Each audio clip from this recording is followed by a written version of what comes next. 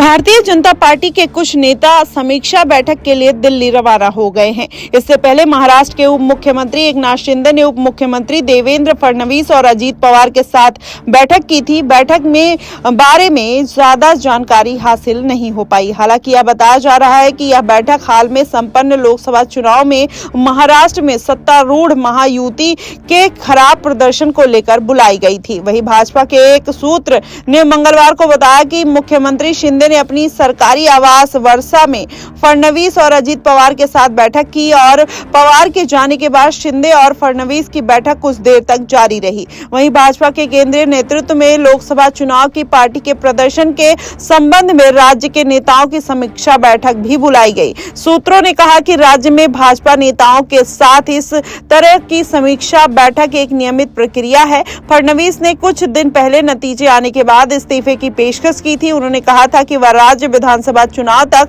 Party के लिए पूर्ण रूप से काम करना चाहते हैं। दिल्ली की बैठक में इस पर चर्चा भी होगी। केंद्रीय मंत्री भूपेंद्र यादव को भाजपा की महाराष्ट्र इकाई का प्रभारी और अश्विनी वैष्णव को सह प्रभारी नियुक्त किया गया है। वहीं अगर देखा जाए, हाल में ही संपन्न लोकसभा चुनाव में सत्तारूढ़ महायुति ने राज्य की 48 में से 17 सीटें जीती है और महायुति ने भाजपा शिंदे के नेतृत्व वाली शिवसेना और अजीत पवार के नेतृत्व वाली राष्ट्रवादी कांग्रेस पार्टी शामिल है। ऐसे में लोकसभा चुनाव में भाजपा के 9, शिवसेना के 7 और राकांपा के 1 सीट जीतती हुई दिखाई दी थी। वहीं दूसरी ओर कांग्रेस उद्धव ठाकरे के नेतृत्व वाली शिवसेना, यूबीटी और राकांपा यानी शरद पवार के गठबंधन वाले महाविकास अघाड़ी ने 30 सीटें जीती थी। वैसे में ये पूरा जो खेल है कहीं ना कहीं अब शरद पवार और उद्धव ठाकरे के पाले में जाता हुआ दिखाई दे रहा है। वहीं देखा जाए तो भारतीय जनता पार्टी लगातार अपनी ही चाल में फंसती हुई नजर आ रही है। अगर ऐसा कुछ होता है तो कहीं ना कहीं लगातार भारतीय जनता पार्टी की इस विधानसभा चुनाव में मुश्किलें बढ़ती हुई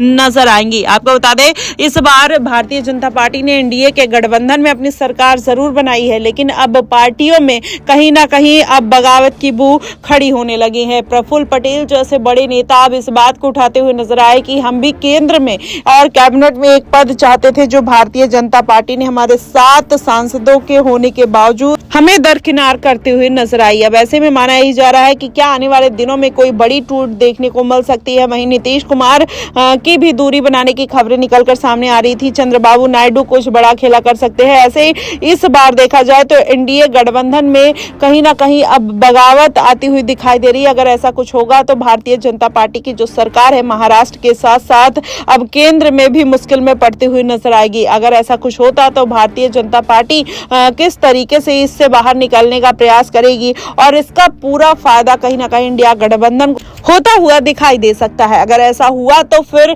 एनडीए में फूट पड़नी तय है। ऐसे में शिवसेना और बीजेपी की जो राहें हैं आने वाले दिनों में हो सकता अलग होती हुई नजर आए।